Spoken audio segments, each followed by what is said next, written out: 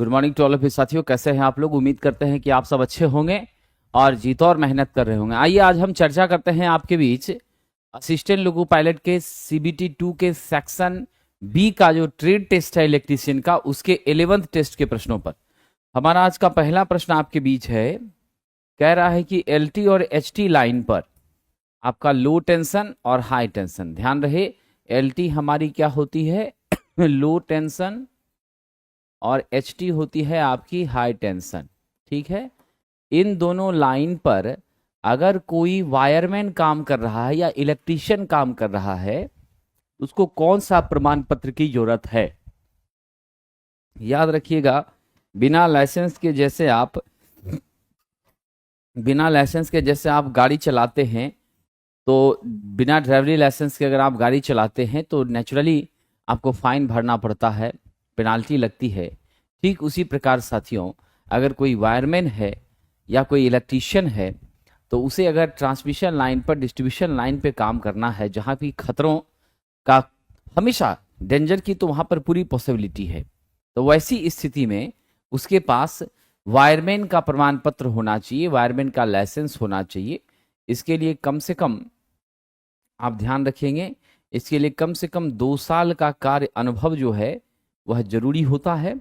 और फिर जो आपका इलेक्ट्रिकल इंस्पेक्टर होता है, वहां के माध्यम से, ये इलेक्ट्रिकल इंस्पेक्टर के ऑफिस से म्युनिसिपल कॉरपोरेशन के तहत वहां पर आप अप्लाई करते हैं, फिर आपका एग्जाम होता है और तब जाकर के आपको लाइसेंस मिलती है, इंटरव्यू होता है, स्किल की जांच होती है, तब जाके ये सर्टिफिकेट प्राप्त होता है। हालांकि ये समान प्रक्रिया नहीं है, क्या होता है, थोड़ा सा जो है आपको परेशानी उठानी पड़ती है, क्योंकि इसका एक सर्टेन टाइम पर ही पोर्टल ओपन होता है, फिर उस समय आप अप्लाई करते हैं और अप्लाई करने के बाद तब आपको क्या करना है कि चीजों को आप असेंबल कर पाते हैं, उसका सही से यूज कर पाते हैं। हालांकि गल्फ कंट्री में जो बच्चे जाते हैं, वायरमैन वगैरह का लाइसेंस उनके पास रहता है, तो वहां पर उनको ज्यादा तरजीह दी जाती है, उनको वेटेज मिलता है और फिर उन्हें सैलरी वगैरह भी उस हिसाब से अच्छी खासी मिलती है। तो नियम यही कहता है कि आप किसी लाइसेंसी ठेकेदार से, लाइसेंसी इलेक्ट्रीशियन से काम करवाइए।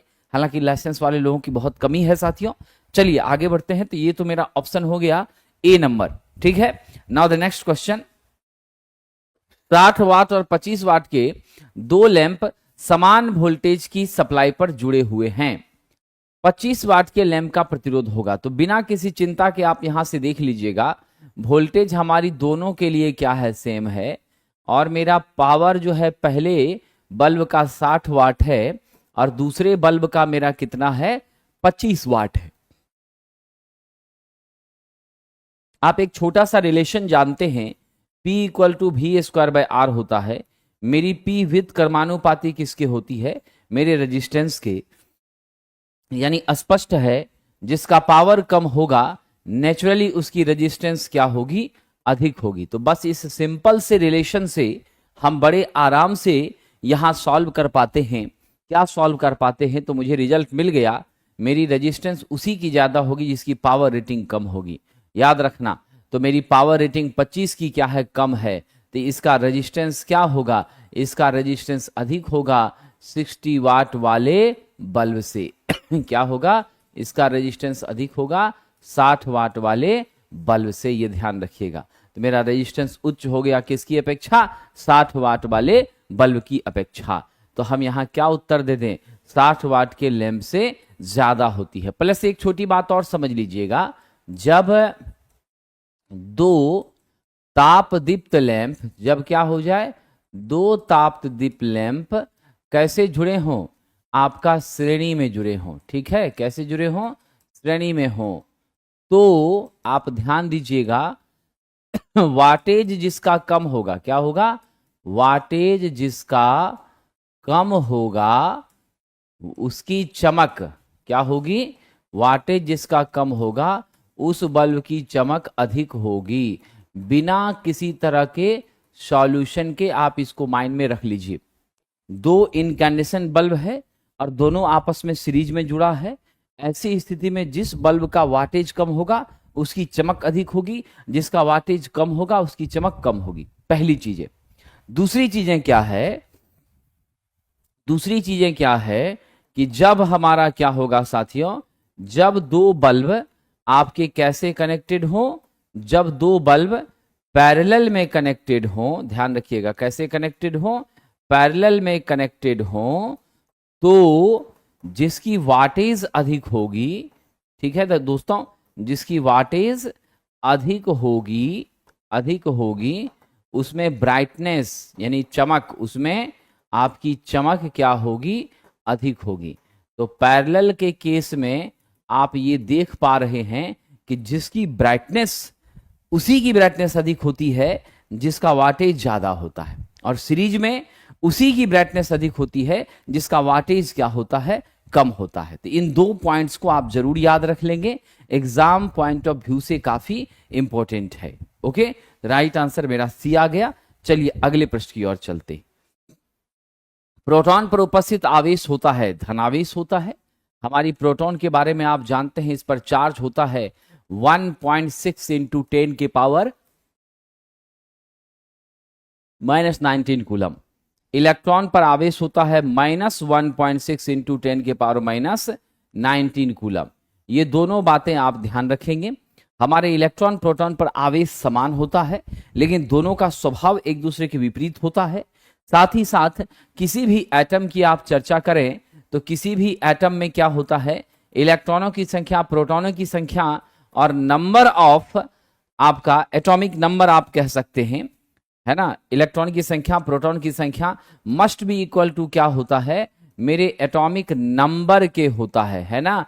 अब ऐसी स्थिति में दोस्तों आप ध्यान रखेंगे कि मेरा इसी मूल कारण से सामान्य अवस्था में, नॉर्मल अवस्था में आपकी जितने भी परमाणु हैं सारी की सारी क्या होती हैं, इलेक्ट्रिकली न्यूट्रल हो जाती हैं, जब तक कि उसमें से इलेक्ट्रॉनों की संख्या में कमी या वृद्धि नहीं होगी, तब तक आप किसी चार्ज के बारे में बिल्कुल सोच नहीं सकते हैं।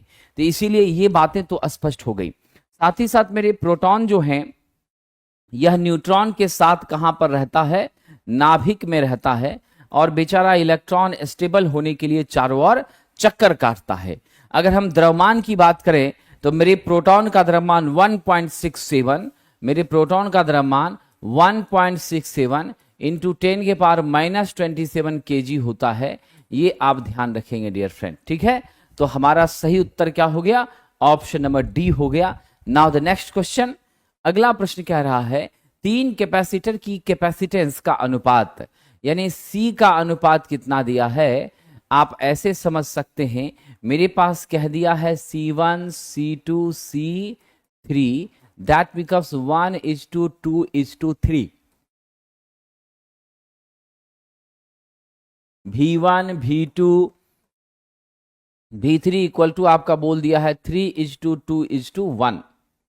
अब आपसे कह रहा है ऊर्जा भंडारण का क्या अनुपात होगा। तो आप तीनों की एनर्जी को यदि अज्यूम करें तो we definitely write the magnitude like as 1/2 C1 V1 square, है ना। अब इसको आप रेशियो के रूप में लेंगे तो सबको रेशियो के रूप में ही ले लेते हैं क्योंकि वही पूछा ही है। तो अब आपका 1/2 C2 V2 का स्क्वायर फिर हो गया 1/2 C3 V3 का स्क्वायर, ये हमारा मान हो गया। अब यहां पर आप क्या करिए, हाफ तो सबके लिए कांस्टेंट है, हम सिर्फ C1 और V1 के रिलेशन को देखते हैं। तो यहां आपको क्या मिलेगा, C1 के बिहाफ में 1, अब V1 के बिहाफ में 3 का स्क्वायर, फिर आइए C2 के बिहाफ में 2 और V2 के बिहाफ में आपका 2 का क्या हो गया, स्क्वायर, ठीक है। फिर आप C3 में आइए तो 3 इंटू आपका 1 का स्क्वायर हो गया। अब यहां से सिंप्लीफाई करिए, 9:4 दूनी 8 इज आपका 3, तो 9:8:3 हमारा आ रहा है। We are going with the real answer of this question, option number B. 9, 8 और 3 का क्या होगा, मेरे अनुपात होंगे साहब। आप ध्यान रखिएगा एनर्जी स्टोरेज का, किसका होगा डियर फ्रेंड, एनर्जी स्टोरेज का होगा, ठीक है। चलिए आगे बढ़ते हैं।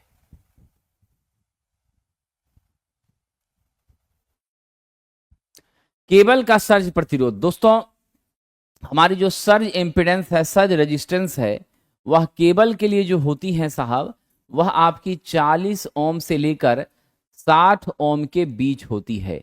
अगर हम सिंगल वैल्यू लें तो इसका एवरेज निकालें, वह कितनी हो जाएगी, 50 ओम हो जाएगी।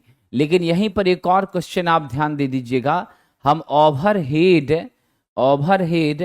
ट्रांसमिशन लाइन की अगर बात करें, किसकी बात करें, ओवरहेड ट्रांसमिशन लाइन की बात करें, उसका जो सर्ज इंपेडेंस होता है वह आप ध्यान रखिएगा साथियों, वो आपका 400 ओम से लेकर 600 ओम के बीच होता है। कितना होता है, 400 ओम से लेकर के 600 ओम के बीच होता है।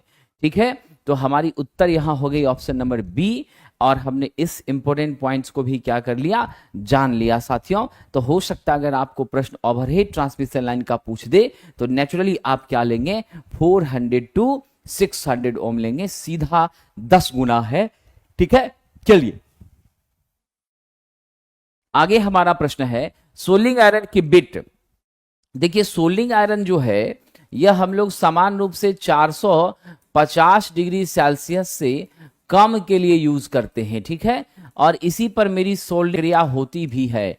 और सोल्डिंग की प्रक्रिया क्या है, तो एक कच्चा जोड़ है। ठीक है, नॉर्मली हम 250 डिग्री सेल्सियस के अंदर ही काम कर लेते हैं, उसके अंदर ही हम अपना काम कर लेते हैं। और सोल्डिंग के दौरान जो हम सोल्डर का यूज करते हैं वह सोल्डर आपका पीबी प्लस एसएन का बना होता है। बाकी फ्लक्स हम लोग कई पदार्थों का लेते हैं, कोरोसिव, नॉन कोरोसिव, सभी तरह के पदार्थ का यूज कर लेते हैं। अब आपसे पूछा है बिट, बिट मेरा ये ऊपर वाला भाग ये जो दिख रहे हैं यही आपका बिट है, और ये अलग अलग स्ट्रक्चर का मेरी बिट है ना। यहां पर आपका फ्लक्स है, ये आपका तार जो देख रहे हैं ये सोल्डर है। ठीक है, तो हम लोग ये जो आपकी अलग अलग स्ट्रक्चर की बिट है, ये बिट हमारी कॉपर की बनी होती है। किसकी बनी होती है, कॉपर की बनी होती हैं। और इसकी ताप सहने की क्षमता निश्चित रूप से हमारे सोल्डर के पिघलने और हमारे ज्वाइंट की प्रक्रिया को करने वाले पोजीशन की स्थिति से क्या होनी चाहिए, बेहतर होनी चाहिए। यही अगर जल्दी जल जाएगा, मेरे सोल्डर के गलने से पहले अगर मेरा बिट जल जाएगा, गल जाएगा, तो फिर आप सोल्डिंग कर ही नहीं पाएंगे। तो हालांकि कॉपर लेने के पीछे ये उद्देश्य होता है, 1084 डिग्री हमारे कॉपर का क्या होता है, मेल्टिंग पॉइंट होता है। और मेरा सारा काम 450 के नीचे हो रहा है, तो मेरे इस कॉपर वाले सेगमेंट्स पर कोई असर टेम्परेचर का नहीं पड़ना है। हम पूरी तरह से क्या आंसर ले लेंगे, ऑप्शन नंबर डी, मेरा कॉपर क्या है, सही उत्तर है दोस्तों। कह रहा है निम्न में किस पदार्थ के लिए तापमान बढ़ाने पर प्रतिरोध घटता है, यानी ऐसे पदार्थ जिसमें तापमान बढ़ाने पर मेरा रेजिस्टेंस क्या हो जाए, डेफिनेटली घट जाए। इस तरह के पदार्थ और जिसमें टेम्परेचर घटाया जाए तो मेरा रेजिस्टेंस क्या हो जाए, बढ़ जाए। इस तरह के पदार्थ को हम क्या कहते हैं, एनटीसी कहते हैं, यानी हम लोग निगेटिव टेम्परेचर कॉफिशिएंट माने जाते हैं। ऐसे पदार्थ का जो टेम्परेचर कॉफिशिएंट होता है वह निगेटिव होता है। और ये पदार्थ हमारा दो तरह का है, या तो हमारी सेमीकंडक्टर है, या नहीं तो मेरी क्या है साहब, इंसुलेटर है, या नहीं तो क्या है मेरी इंसुलेटर है। ये दोनों चीजें आपकी क्या होती हैं, तो आप ध्यान रखेंगे मेरे एनटीसी के अंदर आती है, निगेटिव टेम्परेचर कॉफिशिएंट वाले पदार्थ होते हैं। दिए गए एग्जाम्पल में कॉपर मेरा कंडक्टर है, पीटीसी है, पॉजिटिव टेम्परेचर कॉफिशिएंट है। मेरा एल्युमिनियम भी कंडक्टर है, यह भी पीटीसी है। यह जो जर्मेनियम दिया है यह आपकी सेमी कंडक्टर है। क्या है जर्मेनियम, आपकी सेमी कंडक्टर है। ठीक है, अब ये जो सेमी कंडक्टर है तो हमारा सेमी कंडक्टर क्या होता है, एनटीसी होता है। हम यहां उत्तर कौन सा ले लें, ऑप्शन नंबर डी हम क्या करें साथियों, सही मान लें। The option number D is correct for this question. कह रहा त्वरित निरोधक डैश के बीच जुड़ा होता है। मेरे विद्वान मित्रों ध्यान दीजिएगा, यह जो त्वरित निरोधक है यह ऐसा उपकरण है जो हमारे आसमानी बिजली को क्या करता है, ध्यान रखिएगा, ये आसमानी बिजली को यानी आपका ठनका गिरता है, वज्रपात होती है, आसमानी बिजली को क्या करता है, यह पृथ्वी में सीधे भेज देता है। क्या करता है? पृथ्वी में सीधे भेजता है, जिससे आपके उपकरण या फिर आपकी पूरी व्यवस्थाएं निश्चित रूप से क्या होती हैं, क्षतिग्रस्त नहीं होती हैं, उस पर कोई नुकसान मेरे विद्वान मित्रों नहीं होता है। इसकी स्थापना हम जब भी करते हैं तो आप ध्यान दीजिएगा, इसकी स्थापना हम करते हैं फेज और अर्थ के बीच में करते हैं। कहां करते हैं? फेज और अर्थ के बीच में करते हैं, ताकि उस फेज के सापेक्ष अगर एक्सेसिव करंट हमारी इंटरप्ट होती हैं, क्या होती हैं, एक्सेसिव करंट जब इंटरप्ट होती हैं तो उस एक्सेसिव करंट को यह सीधे पृथ्वी में पहुंचाने का काम करता है, बाईपास कर देता है, मेरे सिस्टम पर कोई नुकसान उस एक्सेसिव करंट का होने नहीं देता है। मेरी सही उत्तर क्या हो जाएगी? Option number C my dear friend हो जाएगी। चलिए आगे बढ़ते हैं। अगला प्रश्न, किसी पूर्णतः आवेशित सीसा एसिड बैटरी का विशिष्ट गुरुत्व देख लीजिए साहब, वह मेरा क्या होता है, एक्चुअल में 1.280 से लेकर के 1.30 के बीच होता है। ऐसी स्थिति में मेरी बैटरी जो है वह क्या मानी जाती है? पूर्णतः आवेशित मानी जाती है। आप जानते हैं हम इस विशिष्ट गुरुत्व को हाइड्रोमीटर से मापते हैं। एक यंत्र है जिसका नाम है हाइड्रोमीटर, इसके मदद से हम इसको मापने का काम करते हैं। और अगर 1.28 से 1.3 है तो हमारा सही उत्तर क्या हो जाएगा? पूरी तरह से चार्ज होगी। मैं आपको और भी जानकारी दे देता हूं, 1.23 से लेकर के अगर यह 1.28 के बीच है, कितना है? 1.28 के बीच है, तो ये 75% क्या है? आवेशित है। कितनी आवेशित है? 75% आवेशित है। और तो और साथियों ध्यान रखना, अगर ये 1.20 से लेकर के 1.23 तक है, तब यह 50% क्या है? आवेशित है। इस डाटा को नोट कर लेना, याद कर लेना, कोई भी पूछा जा सकता है। अगर यह आपका क्या है दोस्तों, 1.17 से लेकर के 1.20 के बीच है, तो यह 25% क्या है? आवेशित है। ठीक है। और जरा देख लीजिएगा, अगर यह मेरा क्या आ जाए 1.17 से 1.20 है तो 25% आवेशित है। अगर ये 1.11 से लेकर के 1.14 के बीच है अप्रोक्सीमेटली, तो निरावेशित है। पूरी तरह से क्या चार्ज है साहब? निरावेशित है। ध्यान रखिएगा, तब आपकी क्या है? पूरी तरह से डिस्चार्ज है।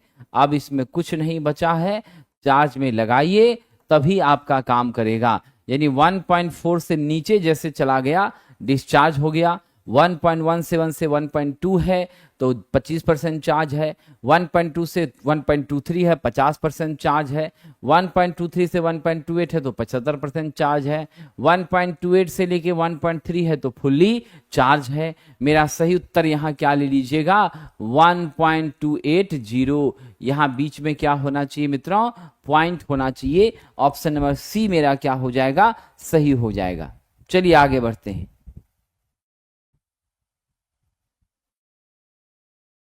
निकेल आयरन सेल की धनात्मक प्लेट डैश से बनी होती है। बहुत अच्छा क्वेश्चन है। निकेल आयरन सेल की धनात्मक प्लेट जो है, मुझे लगता है कि आपने इसे पहले भी पढ़ा है साथियों, मुझे बताने का कष्ट करें।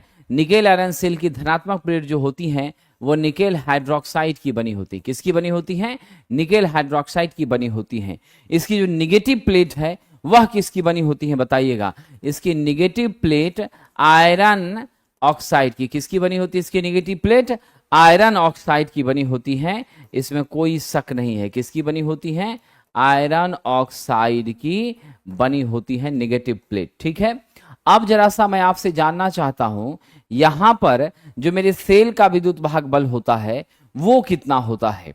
मेरे सेल का विद्युत वाहक बल यहां कितना होता है? जल्दी से कमेंट करके जवाब दीजिए। उम्मीद है आप लोगों से कि आप जवाब देंगे। साथियों इसके सेल का वोल्टेज ध्यान दीजिएगा, सेल वोल्टेज जो है वो 1.2 से लेकर के 1.5 वोल्ट के बीच होता है। यहां पर हम लोग इलेक्ट्रोलाइट के रूप में हम पोटेशियम हाइड्रोक्साइड KOH का क्या करते हैं? यूज करते हैं। ये छोटी छोटी इंफॉर्मेशन जो है इस सेल के बारे में for the purpose of examination अत्यंत महत्वपूर्ण है। चलिए आगे बढ़ते हैं। अगला प्रश्न है, कौन सी इंडक्टेंस की एक इकाई है? साथियों, आप इंडक्टेंस के बारे में जानते हैं, L बराबर क्या होता है? N∅I होता है। इसको समान रूप से हम हेनरी से क्या करते हैं? व्यक्त करते हैं। कैसे व्यक्त करते हैं? हेनरी से व्यक्त करते हैं। लेकिन दिए गए ऑप्शन में हेनरी हमारा है नहीं। E इक्वल टू आप जानते हैं LDI बटे क्या होता है? DT होता है। यहां से आप सिंप्लीफाई करिए, L बराबर क्या हो जाएगा? EDT बटे DI हो जाएगा। हम समान रूप से E को वोल्ट में, dt को सेकंड में और di को हम कैसे व्यक्त कर सकते हैं? एम्पियर में। तो क्या हो जाएगा मेरा? वोल्ट सेकंड और यहां आपका एम्पियर। तो we go with the right answer, which one? Volt second प्रति एम्पियर। ऑप्शन नंबर बी हमारा क्या है? सही उत्तर है। क्या है दोस्तों? ऑप्शन नंबर बी आपका सही उत्तर है। चलिए आगे बढ़ते हैं। भंवर धाराओं का दूसरा नाम। माय डियर फ्रेंड, भंवर धारा का जो आविष्कार है वो फ्रांसीसी वैज्ञानिक जो खोजा था, इसके बारे में बताया था, हमारे फ्रांसीसी वैज्ञानिक थे जिसका नाम था लियोन फोकाल्ट। फ्रांसीसी वैज्ञानिक जिसका क्या नाम था? लियोन फोकाल्ट। लियोन फोकाल्ट ने लियोन फोकाल्ट ने इसको खोजा था। क्या किया था? उन्होंने इसको खोजा था। उन्हीं के सम्मान में हम इस करंट को कभी कभी फोकाल करंट भी कहते हैं। क्या कहते हैं? फोकाल करंट भी कहते हैं। और आप जानते हैं इसके भी कारण जो लॉसेस होती हैं, हीट के रूप में अकर होती हैं, ये सिर्फ और सिर्फ आपके मैग्नेटिक कोर में होता है। इस लॉसेस से अगर बचना चाहते हैं तो हम लोग थीन लैमिनेटेड शीट्स का यूज करते हैं, पतले लैमिनेटेड शीट्स का यूज करते हैं। और उस शीट्स में जो लैमिनेशन की थिकनेस है वो हम लोग 0.35 mm से लेकर 0.5 mm के बीच रखते हैं। 0.35 50 हर्ट्ज के फ्रीक्वेंसी पर ऑपरेटेड उपकरणों में और 0.5 25 हर्ट्ज के रेटिंग पर ऑपरेटेड उपकरणों में यूज होता है। मेरी जो एडी करंट लॉस है PE, इसका मान होता है KE BM square F square T square into V, और ये टोटल चीजें वाट में ली जाती हैं। यहां से आप देख रहे हैं P मेरे T स्क्वायर का समानुपाती है। ये T यहां पर साथियों थिकनेस ऑफ लेमिनेशन है। क्या है ये? थिकनेस ऑफ लेमिनेशन है, यानी आपके लेमिनेशन की मोटाई है। आप ज्यादा मोटा अगर दे देंगे तो नेचुरली हमारी क्या होगी? एडी करंट लॉसेस बढ़ जाएगी। इसीलिए हम लोग क्या करते हैं? नेचुरली साहब हम लोग यहाँ पर पतले ही लेमिनेशन का प्रयोग करते हैं, जो कि हम कभी भी नहीं चाहते कि मेरी क्या हो जाए? मैग्नेटिक प्रॉपर्टी, चुंबकीय गुण मेरा कमजोर हो। ये प्रयास हमारा कभी भी नहीं होता है, ये ध्यान रखिएगा। चलिए आगे बढ़ते हैं साथियों। पावर फैक्टर का मान किसके बीच होता है? मेरे विद्वान मित्रों, पावर फैक्टर जो होती हैं वो समान रूप से कोसाइन एंगल बिटवीन वोल्टेज और करंट होती हैं। पहली चीजें, मेरी पावर फैक्टर R/Z होती हैं। मेरा power factor active power bye आपका क्या होता है? एपरेंट पावर होता है। एक्टिव बटा एपरेंट पावर होता है। मेरी पावर फैक्टर आप याद रख लेना साथियों क्या होती हैं। तो ये हमारी जो पावर फैक्टर है डेफिनेटली किलोवाट बटे KVA रेटिंग होती हैं। ये अलग अलग हमारे क्या हैं? पावर फैक्टर के स्वरूप हैं। और हम बात करें अगर मैक्सिमम पावर फैक्टर की, तो अगर आपका रेसिस्टिव लोड होता है तो हमारा पावर फैक्टर PF आपका cos 0 डिग्री बराबर 1 होता है। अगर प्योर कैपेसिटिव या इंडक्टिव लोड होगा तो PF हमारी cos 90 दैट बिकम्स 0 हो जाएगी। अगर लोड के मान में थोड़ा वेरिएशन होगा तो आपका 0.7, 0.8, 0.4, 0.5 ऐसा करके मेरा मान आएगा। तो अल्टीमेटली हम क्या कह सकते हैं? इसका जो मान है साथियों 0 से लेकर के 1 के बीच होता है। ऑप्शन नंबर डी हमारा क्या होगा? सही उत्तर हो जाएगा। ठीक है, क्या हो जाएगा? ऑप्शन नंबर डी हमारी क्या होगी? सही उत्तर हो जाएगी। चलिए आगे बढ़ते। पावर फैक्टर डैश है, तो अभी जस्ट हमने चर्चा कर दिया था पावर फैक्टर यथार्थ बराबर सापेक्ष, गलत है साहब, यथार्थ बटे सापेक्ष है, रियल बटे आपका कह रहा है हमारी अपरेंट पावर। बात तो सही है। अभी हमने देखा था हमारी क्या थी, एक्टिव पावर, अब बटे हमारी क्या थी, अपरेंट पावर, आभासी शक्ति। इसे क्या कहते हैं, वास्तविक शक्ति, वास्तविक शक्ति या सक्रिय शक्ति। अब बटा मेरी क्या हो जाएगी, बटा मेरी क्या हो जाएगी, आभासी शक्ति। क्या हो जाएगी मेरी, आभासी शक्ति हो जाएगी। ठीक है, अब जरा ध्यान दीजिएगा, इसी को गणितीय रूप से लिखा जाता है वी आई कॉस फाई बटा वी आई, दोनों कट गया, अब मेरा क्या हो गया, कॉस फाई हो गया। क्या हो गया मेरा, कॉस फाई हो गया। ठीक है, तो हम राइट आंसर क्या ले लें यहां पर my dear friend, which option we select the correct for this, तो we definitely collect the answer of this option number B. क्या हम मान लेंगे, ऑप्शन नंबर बी मान लेंगे। ठीक है, चलिए आगे बढ़ते हैं। ये बड़ा ही इंटरेस्टिंग क्वेश्चन आपके बीच आ गया। ठीक है, उस पर हम लोग चर्चा कर लेते हैं। ठीक है, आइए।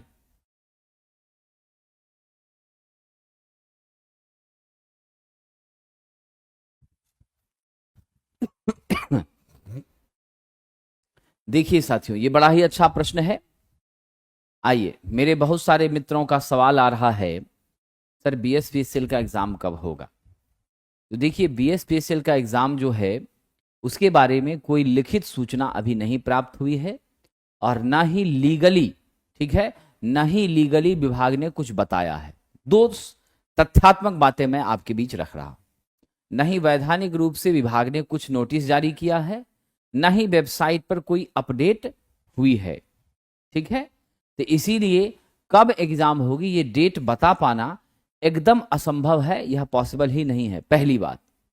दूसरी महत्वपूर्ण बात वो ये है कि 3 दिन पहले असिस्टेंट इंजीनियर के डॉक्यूमेंट वेरिफिकेशन के लिए निकाला गया है लिस्ट कि कौन कौन से छात्र योग्य हुए हैं, उनका डॉक्यूमेंट वेरिफिकेशन क्या होगा, कैसे होगा, इस बारे में उन्होंने बता दिया है।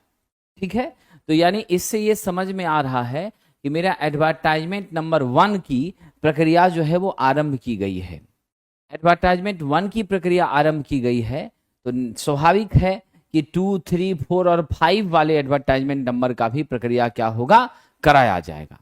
अब जहां तक सूचनाएं आ रही हैं, क्योंकि सूचनाओं का तो कोई लीगल सबूत है नहीं, सुनी सुनाई सूचनाएं हैं, तो जो सुनी सुनाई सूचनाएं आ रही हैं वो सुनी सुनी सूचनाओं के आधार पर यदि आप मान लीजिए कि 15 मार्च तक आपका अगर टेंडर फाइनल हो जाता है, तो आप ये उम्मीद रख सकते हैं कि अप्रैल में परीक्षा हो सकती है। आप ये उम्मीद रख सकते हैं कि अप्रैल लास्ट होते होते परीक्षा हो सकती है। ठीक है, ये महत्वपूर्ण बात है। समझ गए, क्या होती है, अप्रैल लास्ट तक हो सकती है, ये अनुमान व्यक्त किया जा रहा है, लेकिन उसमें शर्त है स्थितियों की।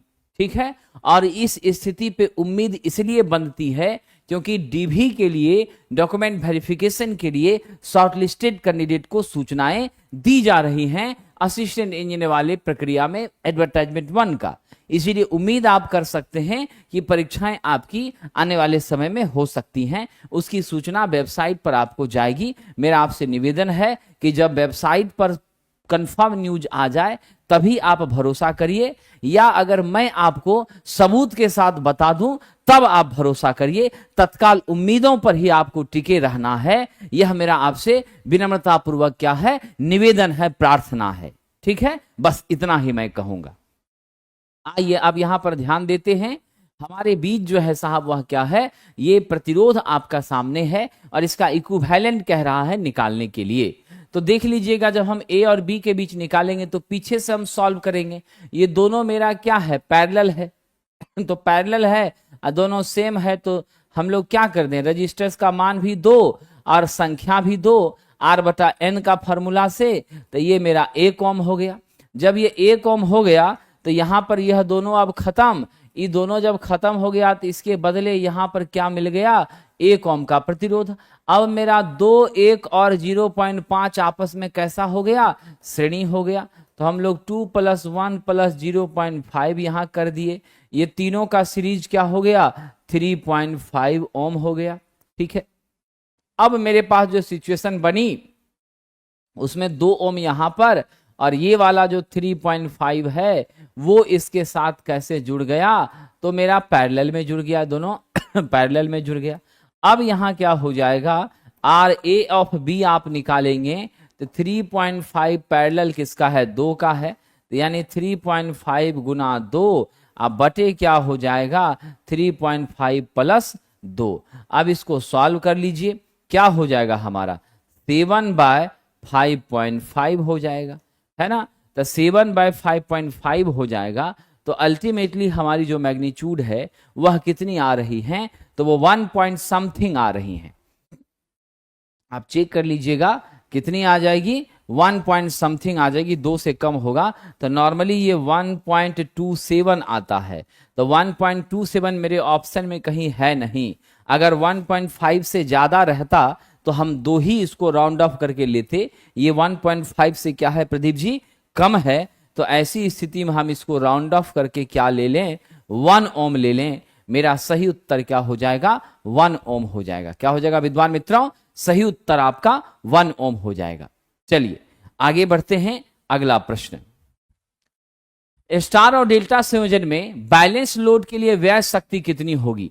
अगर मेरा लोड चाहे स्टार हो या डेल्टा हो, लोड अगर बैलेंस्ड है तो हम लोग 3 फेज का पावर अगर फेज के रिस्पेक्ट में देखें तो 3 × VPH IPH आपका क्या हो जाएगा, cos phi हो जाएगा। 3 VPH IPH cos phi हो जाएगा। ठीक है, और अगर हम लाइन के रिस्पेक्ट में देखें तो मेरी P3 फेज का मान क्या हो जाएगा, √3 VL IL cos phi हो जाएगा। ये मेरी हो जाएंगी in feature of in the relation with आपका लाइन, और वो ऊपर वाली हो जाएगी रिलेशन विथ फेज, दोनों ही कंडीशन में। अब मैं आपसे ये जानना चाहता हूं कि इस दिए गए ऑप्शन में first should be select for the correct option for this. तो ऐसे सिचुएशन में जब हम लोड के संतुलन की बात करेंगे, क्या करेंगे, लोड के संतुलन की बात करेंगे, तो हम यहां पर इस ऑप्शन को ज्यादा प्रीफर करेंगे, √3 VL IL cos phi, otherwise theta and phi ये दोनों में क्या होता है, कोई फर्क नहीं है, ये आपके मानने पर है। आप उस एंगल को फाई स्वीकार करिए, आप एंगल को थीटा से रिप्रेजेंट करिए, it doesn't any creates any issue, इससे कोई लेना देना नहीं है। आपका भले थीटा हो भले फाई हो, ये आपके अपने स्वाभाविक रूप से स्वीकार करने की इच्छा पर निर्भर करता है। So we can say the correct answer for this is √3 VL IL cos theta या cos phi। आगे बढ़ते हैं। अब हमारे पास है सिलिकॉन ट्रांजिस्टर का बैरियर विभव कितना होता है। तो जब हम सिलिकॉन की बात करते हैं तो यहां पर हमारा जो सेमीकंडक्टर अवयव है वह सिलिकॉन है, और सिलिकॉन का जो बैरियर पोटेंशियल होता है वो मेरे जर्मेनियम से क्या होता है, उच्च होता है। और आप हमेशा ध्यान रखेंगे इसका बैरियर पोटेंशियल 0.7 वोल्ट होता है। कम से कम इतना वोल्टेज आपको देना पड़ेगा तभी करंट की कंडक्शन हो सकती है। अगर आपसे पूछा जाए जर्मेनियम का बैरियर पोटेंशियल तो ये लगभग 0.3 वोल्ट होता है। कम से कम इतना आपको देना पड़ता है तभी जाकर के। प्लस जर्मेनियम की ताप सहने की क्षमता, ताप सहन शक्ति इसकी बहुत कम होती है। क्या होती है, इसकी बहुत कम होती है। और सिलिकॉन की ताप सहन शक्ति जो है वह आप ध्यान रखेंगे 180 डिग्री सेल्सियस से लेकर 200 डिग्री सेल्सियस तक नॉर्मली हुआ करती हैं। इसीलिए हम लोग सोलर सेल के निर्माण में अगर सेमीकंडक्टर मटेरियल का जो हम यूज करते हैं तो वह सिर्फ और सिर्फ किसका यूज करते हैं, तो हम लोग सिलिकॉन का यूज करते हैं। किसका यूज करते हैं डियर फ्रेंड, हम सिर्फ और सिर्फ सिलिकॉन का यूज करते हैं, बाकी हम जर्मेनियम का कतई यूज नहीं करते। ठीक है, so the right answer for this is option number C my dear friend. चलिए आगे बढ़ते हैं, अगला प्रश्न कह रहा है कैपेसिटर द्वारा अर्ध तरंग दिष्टकारी का रिपल फैक्टर गणितीय रूप से कैसे व्यक्त किया जाएगा। My dear friend, the magnitude of ripple factor for this situation is represented by 1 by 2 root 3 f RL into C. Here C is used as a filter. यहां C का हम किस रूप में प्रयोग कर रहे हैं? फिल्टर के रूप में, क्योंकि मेरी कैपेसिटर जो है वह AC को अलाउ करती हैं और DC को पूरी तरह से क्या करती है? रोक देती है। और ऐसा करने से प्योर AC हमको आउटपुट में, प्योर DC, ऐसा करने से क्या होता है? प्योर DC हम जो आउटपुट में पाना चाहते हैं पल्सेटिंग DC के बिहाफ में, तो उसमें हमें मजबूती मिलती है और शुद्ध DC हमें यहां से प्राप्त हो जाता है। अब यहां मैं आपसे पूछना चाहता हूं, हाफ वेव रेक्टिफायर का अगर रिपल फैक्टर की बात करें 1.21 होता है जो कि उच्च होता है ना, और हम लोग अगर फुल वेव रेक्टिफायर के रिपल फैक्टर की बात करें तो 0.48 होता है। हमारी कोशिश होती है कि बिल्कुल भी रिपल हमारी ना हो, एकदम जीरो रिपल हो, यही हम चाहते हैं। और अगर जीरो रिपल होगा तो मेरी प्योर डीसी मेरी क्या हो जाएंगी? आउटपुट हो जाएंगे, शुद्ध डीसी हमें मिलेगा।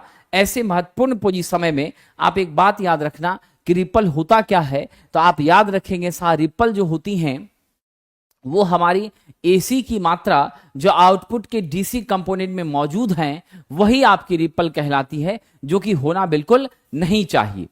आगे बढ़िए, कह रहा कौन एक धारा नियंत्रक अवयव है? करंट कंट्रोल डिवाइस कौन सी है? माय डियर फ्रेंड, बीजेटी, ये जो बायपोलर जंक्शन ट्रांजिस्टर है, क्या है दोस्तों? बायपोलर जंक्शन ट्रांजिस्टर, ये हमारी करंट कंट्रोल डिवाइस है। ये क्या है साहब? ये आप ध्यान रखेंगे, ये हमारी करंट कंट्रोल्ड डिवाइस है। धारा नियंत्रक क्या है साहब? ये अवयव है। इसके दो भाग होते हैं, एक मेरा NPN होता है, एक मेरा PNP होता है। क्या होता है मेरा? एक NPN होता है और दूसरा मेरा क्या होता है? PNP होता है। ठीक है, ये आप ध्यान देंगे दोस्तों। JFET junction field effect transistor, मेरी IGBT insulated gate bipolar transistor, metal oxide semiconductor field effect transistor MOSFET, ये तीनों हमारी जो हैं, जिस पर मैं सर्किल लगा रहा हूं, ये तीनों आपकी क्या हैं? वोल्टेज नियंत्रित डिवाइस हैं, वोल्टेज कंट्रोल डिवाइस हैं। यानी वोल्टेज के मान के परिवर्तन से यह क्या है साहब? वोल्टेज कंट्रोल्ड डिवाइस हैं। वोल्टेज के नियंत्रण से यह क्या होती है? नियंत्रित होती है। So we are going with the option number A. Now the next question, class B power amplifier का रूपांतरण दक्षता। तो क्लास बी की जो इफिशियंसी है वो 78% होती है। सबसे ज्यादा इफिशियंसी क्लास सी की होती है। अगर ट्रांसफर कपल क्लास ए है तो 50% होगा, विदाउट ट्रांसफर कपल क्लास ए है तो मात्र 25% होगा। यह जो है आपकी सिर्फ और सिर्फ हाफ साइकिल 180 डिग्री को कंडक्ट करती हैं। यहां पर जो कंडक्शन कोण होता है, कंडक्शन एंगल होती है, वो हमारी क्या होती है साथियों? तो आपकी 180 डिग्री की होती है। कितनी होती है? 180 डिग्री की होती है। ये आप ध्यान रखेंगे, ठीक है। The conduction angle for the purpose of class B amplifier, class B power amplifier is only how much? 180 degree. Okay dear friend, ये हमेशा याद रखना। चलिए अगला प्रश्न हम लोग देखते हैं क्या है। आगे बढ़ने से पहले एक छोटी सी जानकारी आप लोगों की सेवा के लिए बता दूं। आपकी सेवा के लिए हमारी संस्थान ने साहब मात्र 199 रुपए में आपके लिए ALP इलेक्ट्रीशियन थ्योरी का बैच लाया है, जिसे मुझे आदेश मिला है आपकी सेवा करने का। तो मैं आपकी सेवा में इस बैच में उपस्थित हो रहा हूं 3 बजे से लेकर 6 बजे के बीच में 3 घंटे के लिए। और यहां पर इंपॉर्टेंट फैक्ट्स चैप्टर के प्रत्येक चैप्टर्स के महत्वपूर्ण तथ्यों को आपसे चर्चा कर रहा हूं और साथ ही साथ इसके प्रश्नों को प्रैक्टिस करवा रहा हूं, specially for the purpose of revision, not for the purpose of foundation dear friend. ये रिवीजन के लिए है और नाम भी इसका रिवीजन बैच है, जो कि लास्ट टाइम में आपको रिचार्ज करने का काम करेगा, आपके कंसेप्ट को मेमोराइज कराने का काम करेगा और फिर इससे आपकी मिनिमम क्वालिफाइंग मार्क्स 28 का जो पाने का लक्ष्य है उसमें काफी मदद मिल जाएगी। ठीक उसी तरह से basic science plus engineering drawing का भी 50 मार्क्स का जो है उसमें आपकी क्या होती हैं, यहां पर भी हम रिवीजन की बैचेज ये भी हैं। इसकी भी क्लासेस शाम 6 से 8:30 के बीच चलती हैं और यहां पर शशांक सर फिजिक्स ले रहे हैं, बेसिक साइंस ले रहे हैं और मैं आपकी ड्राइंग में आपकी मदद करने के लिए यहाँ पर उपस्थित हूँ। लेकिन मैं आपसे एक निवेदन करना हूँ साथियों, इसमें इंग्लिश में पढ़ाई नहीं हो रही है, इसमें जो पढ़ाई हो रही है वो हिंदी माध्यम में हो रही है। जहां टेक्निकल टर्म आता है वह अंग्रेजी में भी बताया जाता है। जैसे अभी की क्लासेस हैं, इस क्लासेस में टेक्निकल टर्म्स को हम अंग्रेजी में बता देते हैं, बाकी आपको समझाने का काम हिंदी में होता है। ठीक उसी तरीके से इन बैचेज में भी समझाने का काम हिंदी में होता है, और जो इंपॉर्टेंट पॉइंट्स हैं, जो टेक्निकल टर्म्स है, वो इंग्लिश में होते हैं। कंप्लीट इंग्लिश यहां पर संभव नहीं है। ऐसा इसलिए नहीं है क्योंकि मेजॉरिटी ऑफ स्टूडेंट्स हिंदी माध्यम से हैं। कैसे हैं साथियों? हिंदी माध्यम से हैं। और वैसे छात्रों की सेवा जो है उसके लिए हम लोगों ने इस बैच को प्रेफर किया है। हमने कहीं भी इस तरह की भ्रांतियां फैलाने का प्रयास नहीं कर रहे हैं कि 100% इंग्लिश है। जो बातें हैं वो मैं स्पष्ट आपके बीच रख रहा हूं। जो टेक्निकल टर्म्स हैं, जहां आपको कठिनाई महसूस होगी वहां पर जरूर हम अंग्रेजी में बताते हैं और आपको समझाने का प्रयास करते हैं, जैसे यहां पर हो रहा है। परिचर्चा में जैसे अंग्रेजी और हिंदी का मिक्स है, वही अंग्रेजी हिंदी का मिक्स यहां भी आपको मिलेगा साथियों। ठीक है, चलिए आगे बढ़ते हैं, अगला प्रश्न देखते हैं। आगे है रेडिक्स 2। तो दोस्तों रेडिक्स 2 जो है ना, वो बताता है कि हमारी बेस कितनी है। मेरा बेस कितना है? तो सिर्फ 2 है। 2 का मतलब एक 0 है, दूसरा क्या है? 1 है। और ऐसे जो मेरे नंबर सिस्टम होते हैं जिसका बेस 0 और 1 होता है, वो द्विआधारी होते हैं। क्या होते हैं? द्विआधारी होते हैं। इसे हम लोग क्या कहते हैं? बाइनरी नंबर कहते हैं। ठीक है, क्या कहते हैं? बाइनरी नंबर कहते हैं। जहां 0 लो वैल्यू को इंडिकेट करता है, 1 हाई वैल्यू को करता है। आप चाहें तो 0 को ऑफ मान सकते हैं और 1 को आप क्या मान सकते हैं? ऑन मान सकते हैं। ठीक है, अब इस बेस के लिए, बाइनरी के लिए जो हमारा रेडिक्स का रिप्रेजेंटेशन होता है, that is like as dear friend, ये हम कैसे व्यक्त करेंगे? ए इंटरसेक्शन बी का complement must be equal to A complement union B complement. Option number A मेरा डी मॉर्गन्स के नियम के आधार पर स्वीकार किया जाएगा। So we are going with the option number A. चलिए आगे बढ़ते हैं साहब, आइए आगे बढ़ते हैं। बिल्कुल लक्ष्मी जी ने सही कहा है, बाइनरी है तो 2 बेस होगा, ऑक्टल है तो उसका बेस 8 होगा, डेसिमल है तो उसका बेस 10 होगा, है ना। आपका साहब जी हेक्साडेसिमल है तो बेस 16 होगा। बिल्कुल इसी तरह से मेहनत करते चल रहा है। अगला प्रश्न है, प्लेट भूयोजन के लिए पृथ्वी में गड्ढा कम से कम 3 मीटर तो जरूर होना चाहिए। 3 मीटर से कम का गड्ढा एकदम स्वीकार नहीं होता है, न्यूनतम 3 मीटर होनी ही चाहिए। नमी वाले जगहों पर ध्यान रखना मेरे विद्वान मित्रों,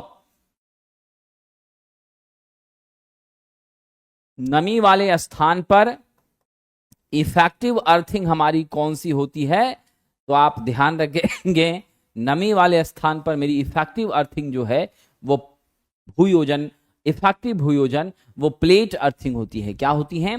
प्लेट अर्थिंग होती हैं। ये आप ध्यान रखेंगे। हम लोग प्लेट के रूप में जो प्लेट लगाते हैं वो वर्टिकल लगाते हैं, और प्लेट के रूप में हम कॉपर या नहीं तो जीआई का इस्तेमाल करते हैं। किसका इस्तेमाल करते हैं? कॉपर या नहीं तो जीआई का इस्तेमाल करते हैं। अगर मेरी कॉपर होती है तो उसका साहब ध्यान रखेंगे 60 सेंटीमीटर बाय 60 सेंटीमीटर का मेरा विड्थ और लेंथ होता है, और थिकनेस इसका 3.18 के स्टैंडर्ड को लेके चलते हैं। और अगर हम लोग बात करें साहब जीआई का, तो जीआई का 60 बाय 60 इंटू थिकनेस हो जाती है mm में 6.35 mm हो जाती है। ठीक है, चलिए आगे बढ़ते हैं। अगला प्रश्न कह रहा 250 से अधिक वोल्टेज पर संचालित एक प्रणाली के लिए न्यूनतम विद्युत रोधन मान। तो 250 वोल्ट से अगर अधिक है तो कितना भी कम होगा तो 25 मेगा ओम मेरा इंसुलेशन प्रतिरोध होगा ही होगा।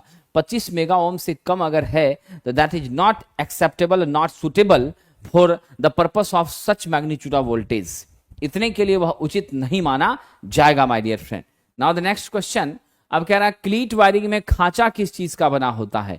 ये हमारी क्लीट वायरिंग है। ये आपकी जो है, आप ध्यान रखिएगा, ये क्लीट वायरिंग टेम्पोररी वायरिंग का एक हिस्सा है। फ्लेक्सिबल वायरिंग, क्लीट वायरिंग, ये सब हमारी क्या है?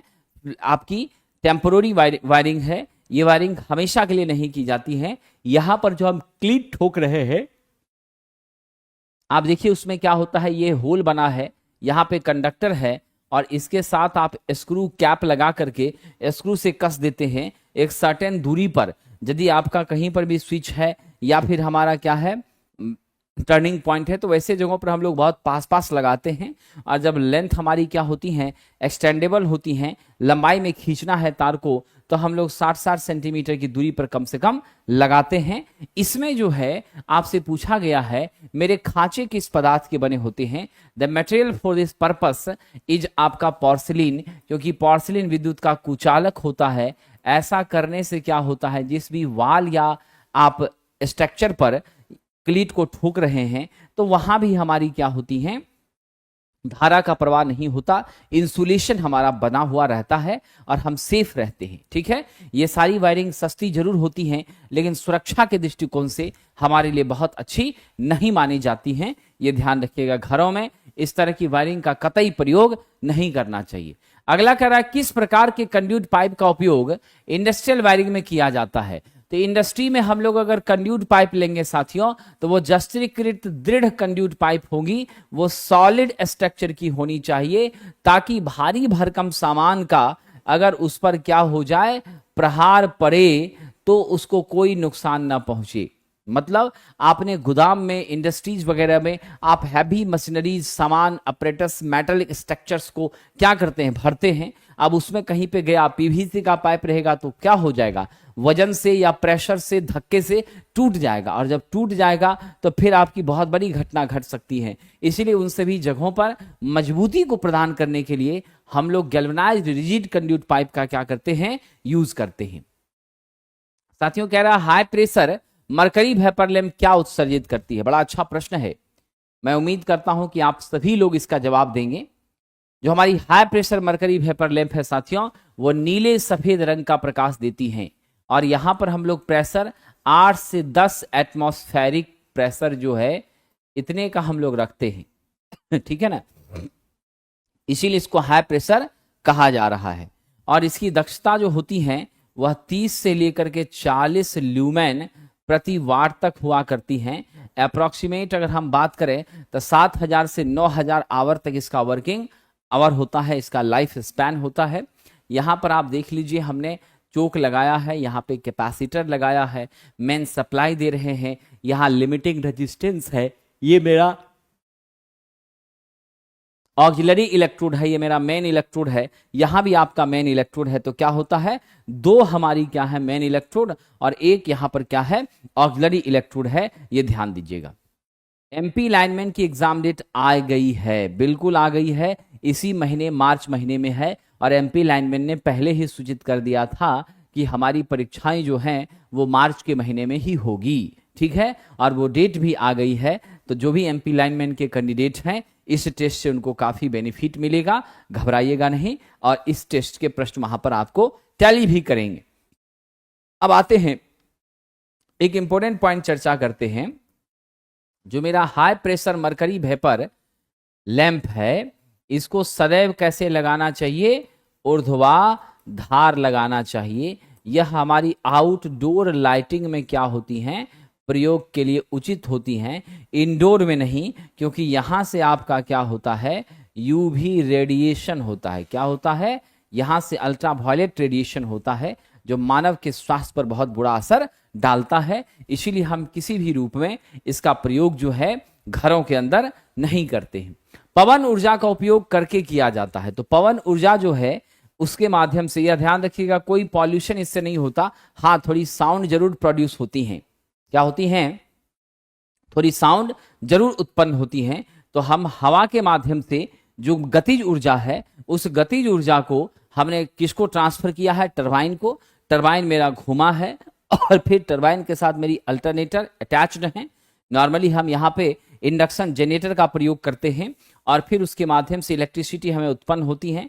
फिर हम उस इलेक्ट्रिसिटी को ट्रांसफार्मर के माध्यम से स्टेप अप करते हैं और फिर आप जहां जरूरत है, क्या होता है, जहां जरूरत है, ध्यान रखिएगा, वहां पर हम दूर दराज के इलाकों में इलेक्ट्रिसिटी भेजने का काम करते हैं। ये नॉन कन्वेंशनल एनर्जी सोर्स है।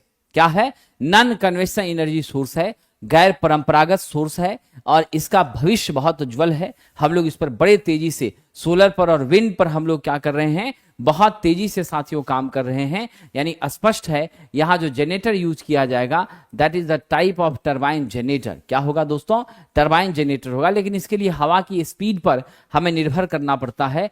29 से ज्यादा अगर स्पीड है तो वो काफी सुटेबल मानी जाती है for the purpose of power generation के लिए। हाँ, साउंड तो नेचुरल सी बात है, होगा ही। आपके घर में जो पंखा चलता है उस पंखे में जब साउंड होती रहती है तो आपका वो ओपन एयर में है तो वहां पर तो थोड़ा बहुत नॉइज का दिक्कत रहेगा ही, है ना।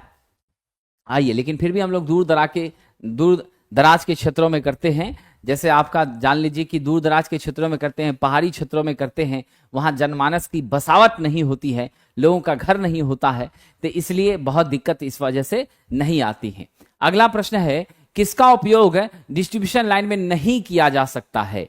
मेरे विद्वान मित्रों, डिस्ट्रीब्यूशन लाइन में हम लोग सिंगल फेज 4 तार का प्रयोग नहीं कर सकते। ये सब तो एक्सेप्ट किया जा सकता है, लेकिन सिंगल फेज में एक आपका फेज का तार है और बाकी आपका क्या है, एक हमारा लाइन, एक हमारा क्या है, ध्यान दीजिएगा, रेड। दूसरा आपका क्या है, ध्यान दीजिएगा साहब, यहां पर हम समझने का प्रयास करते हैं। एक ही मेरा फेज का तार हुआ, एक मेरा न्यूट्रल हो गया, चलिए मान लेते हैं। फिर मेरा एक अर्थ वायर हो गया, चलिए ये भी मान लेते हैं। फिर ये एक कौन सा तार होगा, ऐसा तो पॉसिबल ही नहीं है। ये तभी पॉसिबल था जब 3 फेज 4 वायर करते तो पॉसिबल था। हमारी 1 फेज और 3 वायर तो एकदम उचित नहीं है। So we can say the option number B is not correct. Transmission system में फीडर बिजली भेजता है। देखिए दोस्तों, बार बार ये प्रश्न भी पूछा गया है कि हमारी जो फीडर है ना, वह आपको ध्यान रखना है कि मेरी फीडर में कोई टैपिंग हम नहीं करते। क्या करते, कोई भी टैपिंग नहीं करते, कोई भी कटिया इसमें नहीं फंसाते। ये कांस्टेंट वोल्टेज को क्या करता है, सदैव मेंटेन करता है। 2 सब स्टेशन या सब स्टेशन से डिस्ट्रीब्यूटर के बीच बिजली भेजने का काम कौन करता है, फीडर करता है। फिर मेरी डिस्ट्रीब्यूटर जो है वहां पर हम कटिया फंसाते हैं और वही डिस्ट्रीब्यूटर लाइन से कंज्यूमर्स को क्या होती है, बिजली दी जाती है। जिस तार के माध्यम से कंज्यूमर डिस्ट्रीब्यूटर से जुड़ा होता है वह तार मेरी सर्विस मेंस कहलाती है। यानी फीडर ने बिजली किसको दिया, डिस्ट्रीब्यूटर को। डिस्ट्रीब्यूटर से कौन जुड़ा है, सर्विस मेंस। और सर्विस मेंस ने आपको बिजली प्रदान करने का काम किया, आपके मीटर तक लाइन पहुंचाया और तब आपको अपने कमरे में जैसे बंटवारा करना है बिजली का वैसे आप करिए। तो यहां पर दिया गया सबसे सही उत्तर होगा कि मेरी फीडर डिस्ट्रीब्यूटर को क्या करती है साहब, बिजली भेजने का काम करती है। कह रहा है अनसैचुरेटेड डीसी मशीन की आर्मेचर प्रतिक्रिया के परिणाम स्वरूप कौन सा दुष्परिणाम झेलना पड़ता है। जैसे ही अनसैचुरेशन की बात हो गई तो इसमें हमारी मेन फ्लक्स क्या होती है, वो प्रभावित करती है किसको साहब, मेन फ्लक्स मेरी प्रभावित होती है किससे, आर्मेचर फ्लक्स से। फाई एम प्रभावित होती है किससे, फाई ए से। इसके वजह से क्या होता है, काफी जो है साहब हम लोगों को लॉसेस का सामना करना पड़ता है।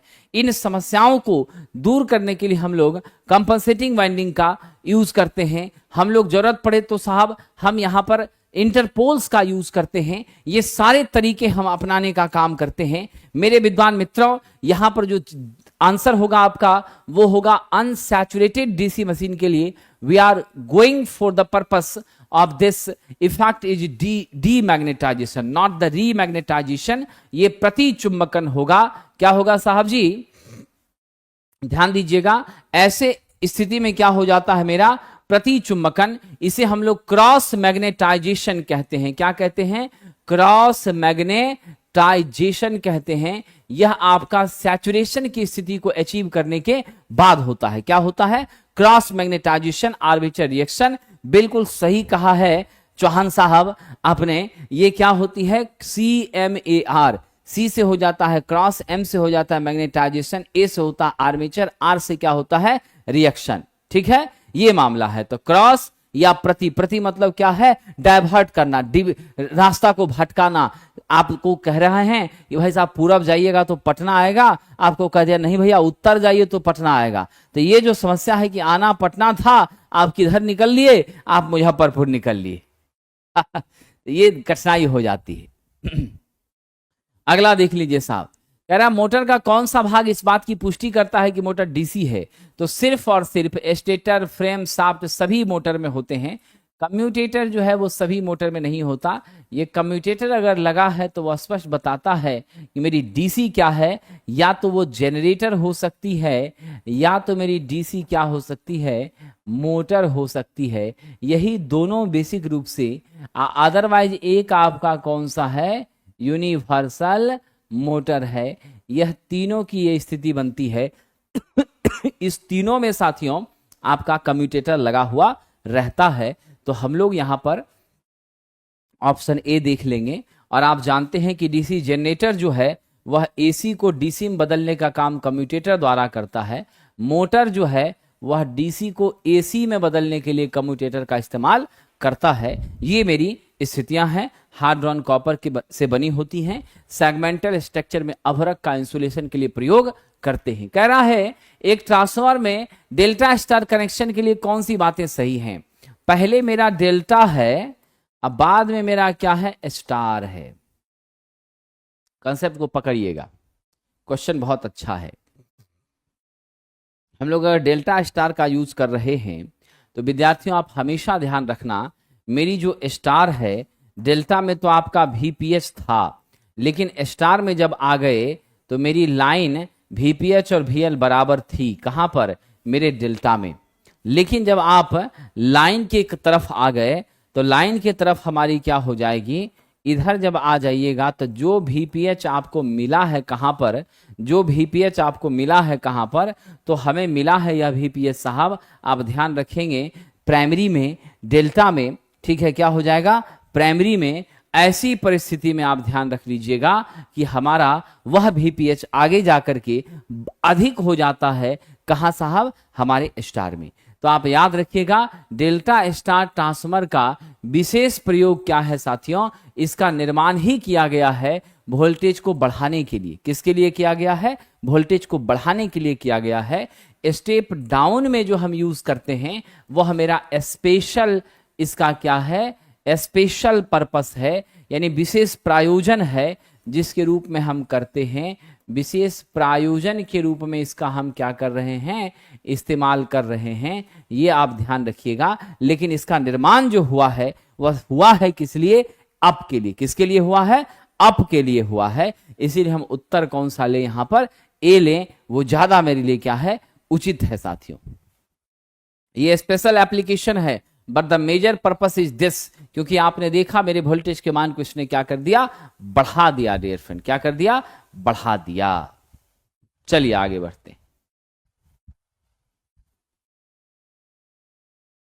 स्टार डेल्टा स्टार्टर का क्या लाभ है साथियों?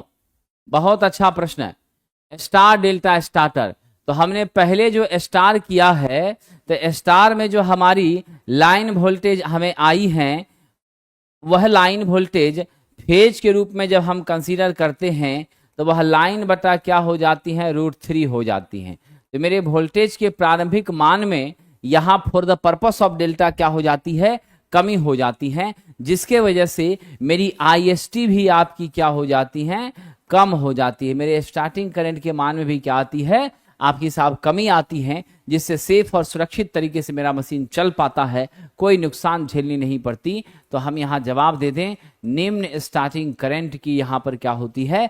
हमारा साहब डेवलपमेंट होता है, विकास होता है। On behalf of this we are going with option number C.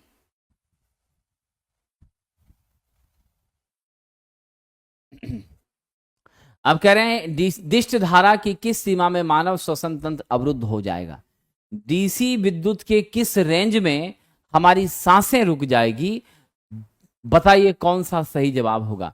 DC current यदि मिली एम्पियर में दिया गया हो तो उसके किस रेंज में हमारी सांसें रुक जाएगी? आप ये श्योर हो जाइए, डीसी का यदि 300 मिली एम्पियर से ऊपर का रेंज होगा तो हम बच पाएंगे। इसकी कल्पना भी हम नहीं कर सकते हैं। हम बच पाएंगे, इसकी कल्पना भी साथियों हम नहीं कर सकते हैं। ये आप ध्यान दे देंगे, ठीक है? हमारी बचाव, हमारा साहब सेफ्टी यहां पॉसिबल एकदम नहीं है। So the right answer for this is option number D. हालांकि एसी की बातें अगर हम करें, एसी की बातें करें तो एसी में हम लोग ध्यान रखिएगा 50 मिली एम्पियर से यदि ऊपर हो गए तो आप समझ लीजिए कि आपका बहुत मुश्किल है, गॉड का ही कोई विशेष आशीर्वाद होगा और समय पर हॉस्पिटल पहुंच गए, ट्रीटमेंट चला तो आपका चांस है कि आप रुक पाइएगा। 100 मिली एम्पियर से ऊपर गया तब तो आपकी शरीर में क्या हो जाएगा, आग ही लग जाती है, हमारे शरीर के अंग क्या होते हैं, जल जाते हैं साथियों। इन छोटी छोटी बातों को आप ध्यान रखेंगे। My dear friend, the option for this is D.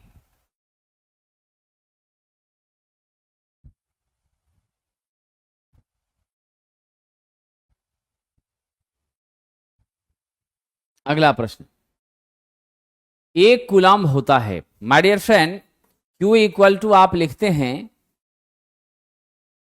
I into T, so we can say Coulomb equal to ampere into second. The right answer for this is option number A.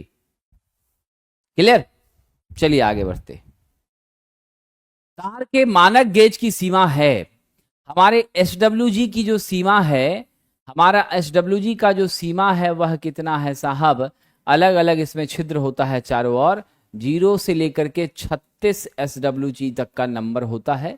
और मैंने आपको बताया है मेरी SWG number बढ़ेगी, तार पतला होगा, तार पतला होगा, रेजिस्टेंस उच्च होगा, रेजिस्टेंस उच्च होगा, करंट कम होगी।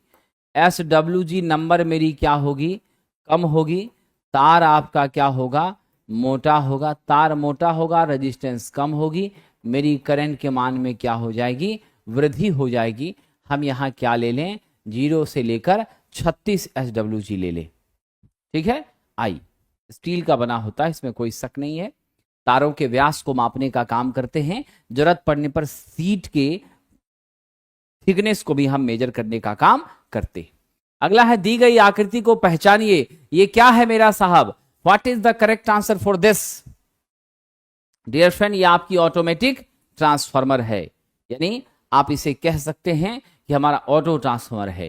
कह रहा किसी बिंदु पर 20 वोल्ट का विभव है और उस पर चार्ज 0.5 कूलम ले जाने के लिए किया गया कार्य आप जानते हैं V बराबर W/Q होता है, वर्क, वोल्टेज बराबर वर्क बाय चार्ज होता है। वर्क बराबर हम V इंटू क्यू कर दें, मेरा 20 गुना 0.5 बराबर आपका 10 जूल हो गया। ऑप्शन बी के साथ हम आगे बढ़ जाएंगे। कह रहा है एक परमाणु के संयोजी इलेक्ट्रॉनों की संख्या 4 से कम है तो वह पदार्थ क्या हो जाएगा। यदि 4 से कम है यानी 1 2 3 है तो नेचुरली वह पदार्थ आपकी धातु होगी, और यदि धातु होगी तो प्रायः धातुएं क्या होती हैं, मेरे विद्युत की चालक हुआ करती हैं।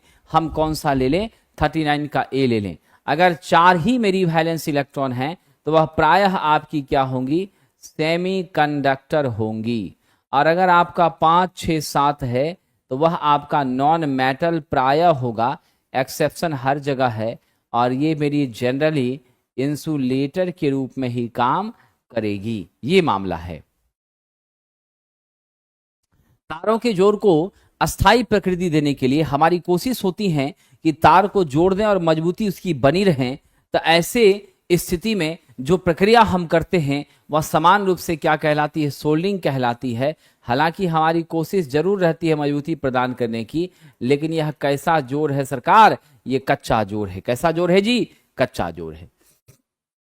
ओम के नियम का प्रतिनिधित्व करने वाला वक्र, ओम के नियम का प्रतिनिधित्व करने वाला वक्र सदैव कैसा होता है, लीनियर होता है। सदैव कैसा होता है सरकार, लीनियर होता है, रेखीय होता है। ऑप्शन नंबर ए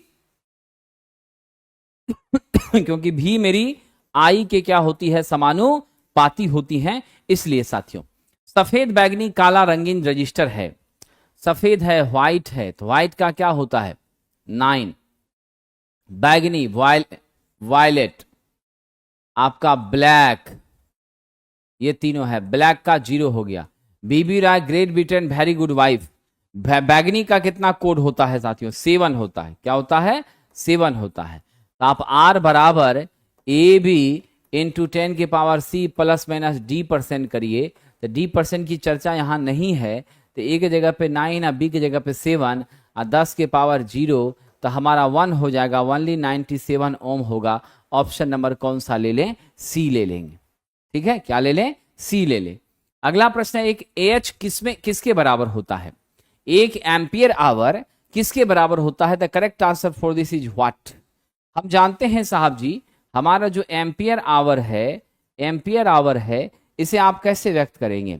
आप व्यक्त करेंगे 1 एम्पियर दिया गया है, आवर है तो 60 गुना 60 कर दीजिए, तो आपका 3600 हो गया। ठीक है, अब ये मेरा क्या बन गया? एम्पियर इंटू सेकेंड बन गया कि नहीं? एम्पियर इंटू सेकेंड मेरा क्या होता है? चार्ज होता है, कूलम से व्यक्त करते हैं, तो 3600 कूलम के बराबर हो जाएगा। ऑप्शन नंबर हमारा क्या है? डी है। क्या है जी? ऑप्शन नंबर डी है, 3600 कूलम। सोल्डिंग से पहले किसी केबल के जोड़ को साफ करने के लिए आप ऐसे ही गंदा है सरफेस ज्वाइन करना चालू कर दी, गलत है साहब। आपको पहले सफाई करनी होगी, और सफाई करने के लिए क्या करना है? सैंड पेपर का हमको यूज करना है, जो कि आपका सरेस कागज देहाती भाषा में कहते हैं। उसको लेके अनेक खरचते हैं, साफ करते हैं, तो वही सैंड पेपर क्या है यहां पर हमारे लिए नीड है, रिक्वायर्ड है। स्प्लिट फेज इंडक्शन मोटर के स्टेटर में 2 वाइंडिंग होती हैं, जिन्हें रनिंग और स्टार्टिंग कहा जाता है। आप ध्यान दीजिएगा, क्या होती है मेरी? 2 वाइंडिंग होती हैं, ये रनिंग और ये वाली स्टार्टिंग वाइंडिंग होती हैं। स्टार्टिंग के साथ हम सेंट्रीफ्यूगल स्विच को भी लगाने का काम करते हैं। यहां मेरा स्क्वायरल केज टाइप का क्या होता है? रोटर होता है। इधर आप ध्यान दे दीजिएगा साहब, आपका एक्सेल यहां ज्यादा, आर यहां कम होती है। इसमें आपकी एक्सेल कम और आपकी अधिक होती है। इधर मेरा IM जाता है, इधर मेरी IS जाती है। यहाँ मेन करंट आपकी क्या है? I है। अब आप गौर करिएगा, इसमें हम लोग 1/3 टर्न लगाते हैं, यहाँ हम लोग 2/3 क्या करते हैं? टर्न लगाते हैं। मेरा उचित उत्तर क्या हो जाएगा? पूछा है स्टार्टिंग वाइंडिंग में, तो मेरा प्रतिरोध क्या होगा? उच्च। अब प्रेरकत्व क्या होगी? आपकी कम होगी। Option number B is the correct answer for this. पानी के पंप में जो मोटर इस्तेमाल में ली जाती है वो कौन सी मोटर है साहब? तो पानी के पंप में हम लोग इंडक्शन मोटर का क्या करते हैं? विशेष रूप से साथियों इस्तेमाल करते हैं। बाकी मोटर यहां उपयोग में ले जाने लायक नहीं होती हैं। आइए आगे बढ़ते हैं। नाउ द नेक्स्ट, किस ट्रांसफार्मर में सेकेंडरी वाइंडिंग को हमेशा बंद रखना है? तो हमेशा के लिए याद रख लीजिएगा, सीटी में, करंट ट्रांसफार्मर में हमेशा इसका सेकेंडरी क्या होना चाहिए? आपका क्लोज्ड होना चाहिए। अगर ये ओपन हो गया तो आपका क्या होगा? एक्सेसिव वोल्टेज प्राइमरी की तरफ बढ़ेगी, बहुत ज्यादा करंट होगा, परिणाम होगा कि सर्किट आपकी शॉर्ट कर जाएगी, जल जाएगी, राख हो जाएगी। और ये सीटी हमारा क्या है? एक प्रकार का स्टेप अप ट्रांसफार्मर है। क्या है साहब? स्टेप अप ट्रांसफार्मर है। और इसकी मदद से हम लोग क्या करते हैं मेरे विद्वान मित्रों? इसकी मदद से हम बड़े आराम से हाई करंट को मापने में सक्षम होते हैं। Option number D is the correct answer. DC motor के गति नियंत्रण के लिए कौन सी तकनीक सामान्य से हमेशा अधिक गति देती है? हम सब जानते हैं मेरा स्पीड इन्वर्सली प्रोपोर्शनल मेरे फ्लक्स का होता है। हम फ्लक्स को कभी बढ़ा नहीं सकते। डिजाइन किए हुए मशीन में हमारा फ्लक्स क्या होता है? ध्यान रखिएगा साहब, मेरा फ्लक्स क्या होता है? घटेगा, मेरी स्पीड नेचुरली बढ़ती चली जाएगी। तो जो हमारा फ्लक्स कंट्रोल मेथड है, इस फ्लक्स कंट्रोल मेथड को हम लोग किस नाम से जानते हैं? फील्ड कंट्रोल मेथड के नाम से जानते हैं। और इस तरीके से हमारी क्या होती है? फ्लक्स आपकी घटती है, नेचुरली मेरा स्पीड क्या होता है? बढ़ता चला जाता है। किसी इलेक्ट्रिक बूस्टर के लिए, तो बूस्टर की जब भी बात होगी साहब, तो हम लोग वोल्टेज को कंपनसेट करने के लिए इसका इस्तेमाल करते हैं। क्या करते हैं? वोल्टेज कंपनसेशन के लिए इसका हम लोग इस्तेमाल करते हैं। और वोल्टेज कंपनसेशन में जो बड़ी भूमिका निभाएगा वह मेरा डीसी सीरीज जनरेटर होगा। तो नॉर्मली आप याद रखना कि हम डीसी सीरीज का ही प्रयोग किस काम के लिए करते हैं? वोल्टेज कंपनसेशन के लिए करते हैं, जिससे मेरी रेगुलेशन क्या होती है? मेंटेन होती है, एडजस्टेड होती है। किसे सजावटी दीपक के रूप में प्रयोग किया जाता है? जल्दी बताइएगा साहब। रिफ्लेक्टर लैंप जो है, इसे हम लोग सजावटी दीपक के रूप में यूज करते हैं। इसमें रिफ्लेक्टर लगा होता है जो लाइट के ब्राइटनेस को काफी ज्यादा क्या करता है साहब? परावर्तित करता है। और चमक इसकी जबरदस्त होती है। स्टेज प्रोग्राम है, फंक्शन है, शादी विवाह, मेला है, उन सब जगह पर हम लोग इसका यूज विशेष रूप से करते हैं। दोस्तों, जिस टेस्ट का मैं भी परिचर्चा आपके बीच कर रहा हूं, वह टेस्ट आपका प्लेटफॉर्म ऑनलाइन टेस्ट एप्लीकेशन पर सेशन 1 के नाम से है। ठीक है, और इसमें 20 सेट हैं। सभी के डिस्कशन भी वहां मौजूद हैं और आपको क्वेश्चन भी वहां मौजूद है। आप इससे प्रैक्टिस करके अपनी तैयारी मजबूत कर सकते हैं। और जिन छात्रों को लग रहा था कि सर मैच नहीं कर रहा है, तो मैंने क्या किया है, अब अपने तकनीकी अधिकारियों से रिक्वेस्ट करके मैंने जो आपको प्रश्न अभी दे रहे हैं उसी को एक न्यू नाम से फोल्डर बनवा करके उसी क्वेश्चन को उस न्यू वाले में डाल रहे हैं, तो आपको डबल आनंद यहां से आ जाएगा। तो आप चाहें, इच्छुक हो तो आप इससे जुड़ सकते हैं, काफी मदद आपको मिलेगी। और अंतिम समय में ये 26 सेट का बुक, इसका प्रैक्टिस करिए, बहुत ज्यादा आपको क्या होगी, हेल्प मिलेगी, जिसमें 6 प्रीवियस सेट हैं और 20 मॉडल सेट हैं। ठीक है, तो इस बुक से भी आपको मदद मिलेगी। रुक्मिणी प्रकाशन की ये किताब है साथियों, और मार्केट में उपलब्ध है। किसी भी तरह की तकनीकी सहायता के लिए 7079212121 पर आप ऑफिस आवर में संपर्क करके अपनी तकलीफों को दूर कर सकते हैं। चलिए आगे बढ़ते हैं। सिंगल फेज पंप की प्रवाह दर, ये बड़ा ही हाईलाइटेड और बड़ा इंपॉर्टेंट क्वेश्चन है साथियों। अगर हम प्रवाह दर की बात करें, फ्लो रेट की बात करें, तो हमारा जो फ्लो रेट होता है वह क्या होता है, P = F/A होता है। नोजलिंग करना कहते हैं। अगर हम एरिया को कम करते हैं तो डेफिनेटली हमारा क्या हो जाएगा, अगर आप पाइप के आकार को कम करते हैं तो आपका प्रवाह क्या होगा, उचित हो जाएगा। ये ए मेरा क्या है, पाइप का आकार।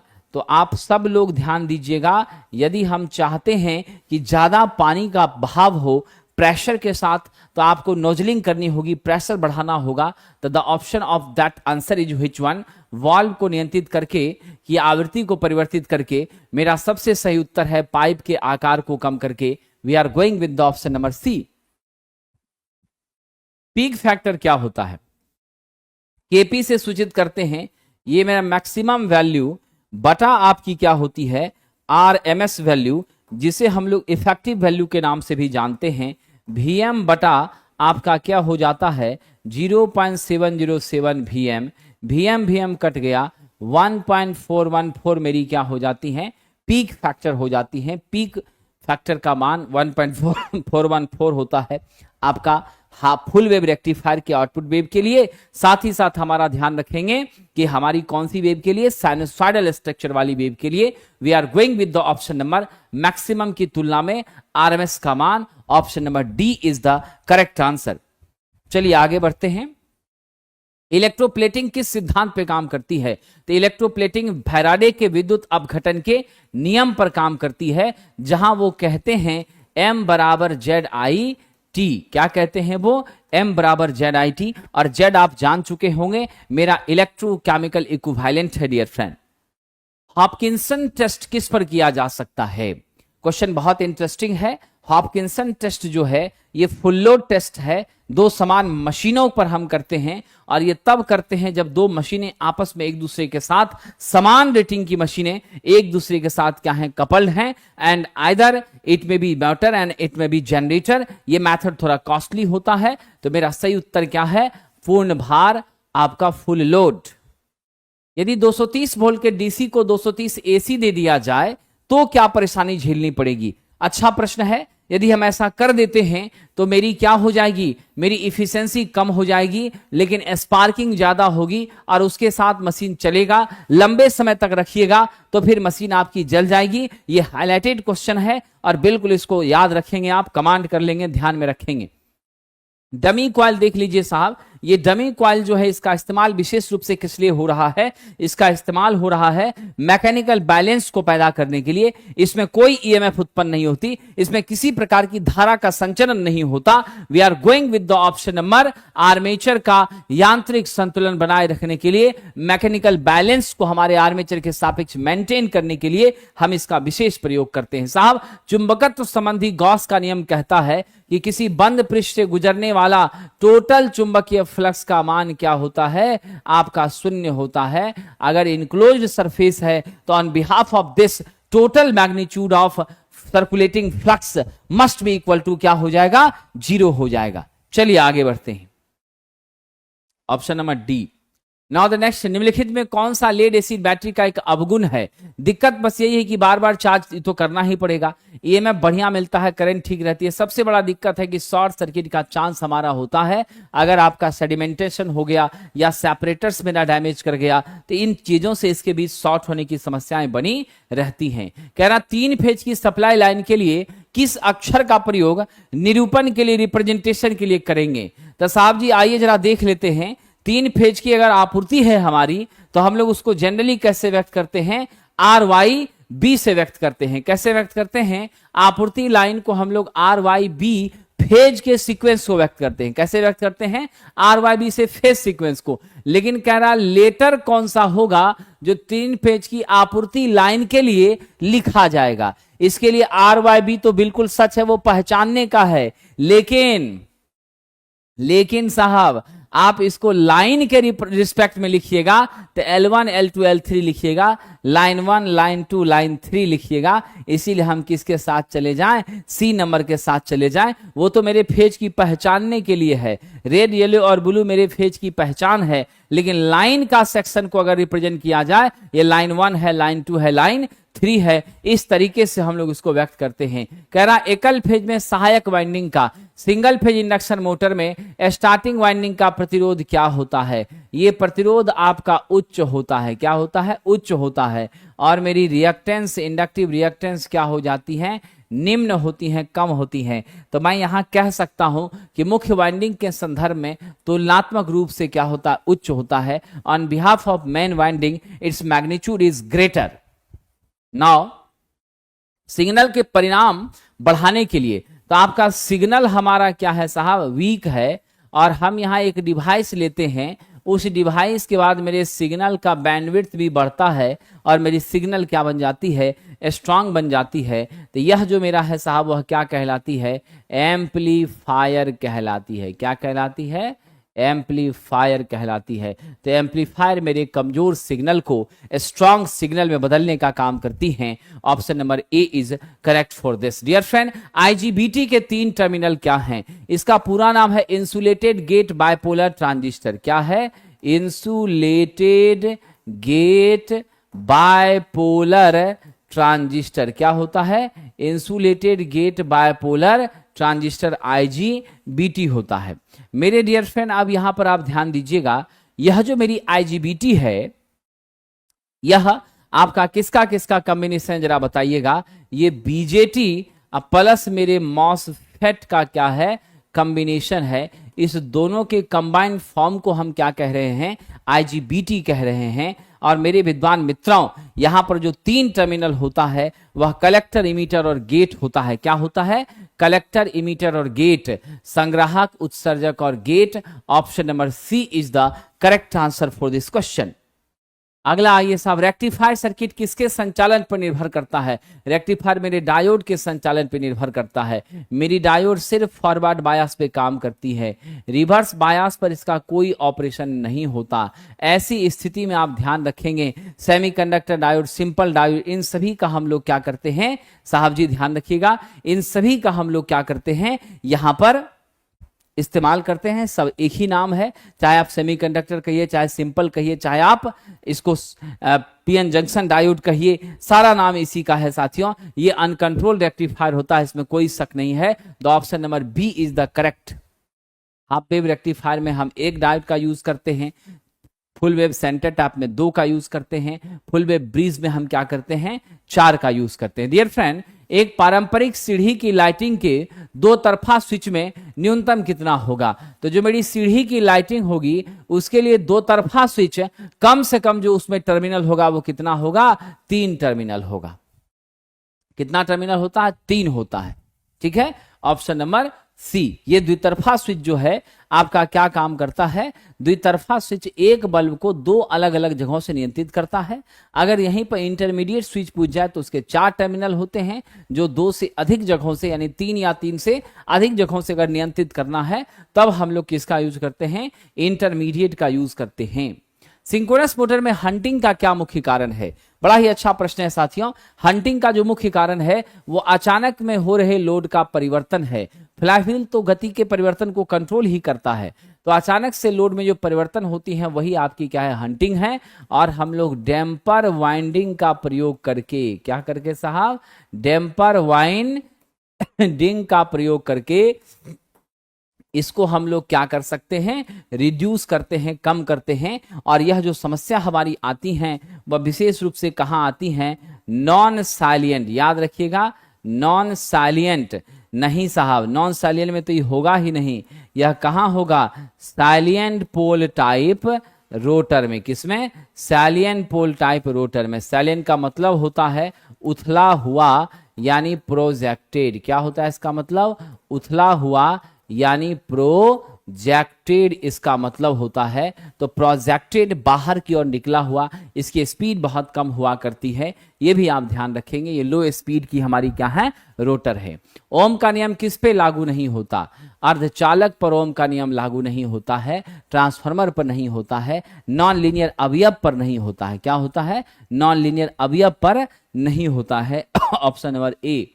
किसी भी विद्युत में 50 ओम का प्रतिरोध 200 वोल्ट की सप्लाई से जुड़ा है, करंट कह रहा है I बराबर V बाई आर होता है।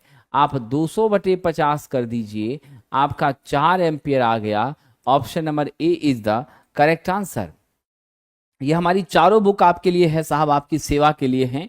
एक बेसिक साइंस इंजीनियरिंग ड्राइंग की बुक है, इलेक्ट्रिकल ग्रुप ट्रेड थ्योरी की बुक है, मैकेनिकल के automobile group diesel mechanic motor mechanic के लिए है, ट्रैक्टर वालों के लिए है, मैकेनिकल ग्रुप का आईटीआई ट्रेड थ्योरी ये fitter Turner machinist welder plumber के लिए है। ये सारी बुक अगर आपके पास है तो आपका युद्ध समझ लीजिए कि आपकी मुट्ठी में है। विजय का पताका आप निश्चित रूप से फहराएंगे, कोई भी ताकत आपको इससे रोक नहीं सकती है, शर्त है कि आप इसको अध्ययन भी कर रहे होंगे।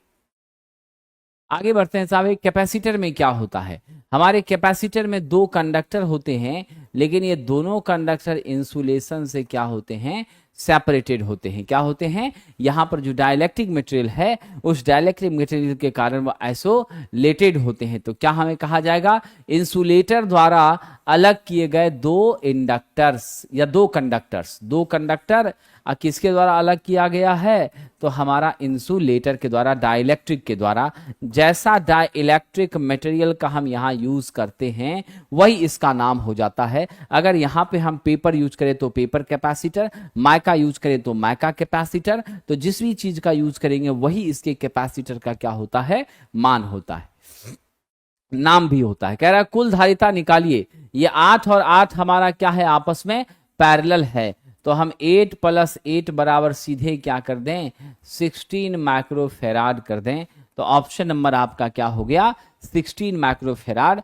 ऑप्शन नंबर ए क्या हो गया dear friend, option number A, क्योंकि पैरेलल में कैपेसिटर को क्या करते हैं, जोड़ने का काम करते हैं। विद्वान साहब कह रहा है कि 8 पोल का अल्टरनेटर 750 पे चल रहा है। हम लोग सबसे पहले जानते हैं NS बराबर 120 F/P होता है। यहां से हम F निकालें तो क्या होगा, NS × P/120 होगा। NS आपका 750 है और हमारा पोल कितना है, 8 है, अब बटा 120 हो गया। जल्दी बताइए साहब जी, सॉल्व करके क्या मान हो जाएगा, 6000/120 हो जाएगा। We calculate the magnitude of this is how much? We calculate the magnitude of this is only 50 hertz. Option number D is the correct for this question. ठीक है, चलिए पवन जी, LPCVT 2 का ही तो हो रहा है डिस्कशन, 11वें नंबर टेस्ट का हो रहा है। आज अभी थोड़ी देर में 10 बजे के बाद 12वां नंबर टेस्ट आपका होगा। 11:45 से लेकर के 12:45 के बीच में ट्रेड का टेस्ट होता है और 10 बजे से लेकर 11:30 बजे के बीच में क्या होता है, CBT 2 के पार्ट ए का टेस्ट होता है, कंबाइंड 100 क्वेश्चन का। ठीक है, 100 क्वेश्चन वाला भी डिस्कशन हो रहा है, वो हो रहा है प्लेटफॉर्म रेलवे चैनल पर। कहां हो रहा है, प्लेटफॉर्म रेलवे चैनल है हमारा, वहां पर यह डिस्कशन हो रहा है। और ये डिस्कशन आपका थोड़ी देर बाद चालू होगा, 10 मिनट बाद चालू होगा। कहां पर, तो हमारे प्लेटफॉर्म रेलवे चैनल पर होगा। चलिए आगे बढ़ते हैं। 1 ओम के 3 प्रतिरोध को संयोजित करके त्रिभुज बनाया गया है। देख लीजिए साहब, ये भी 1 ओम, ये भी 1 ओम, ये भी 1 ओम, सब आपका 1 ओम है। अब टर्मिनल हम लोग रख देते हैं, इसको A इसको B।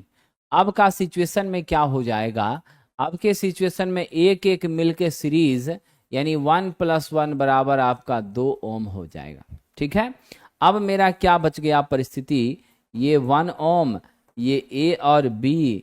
अब फिर देख लीजिए यहां पर भी आपका 1 ओम,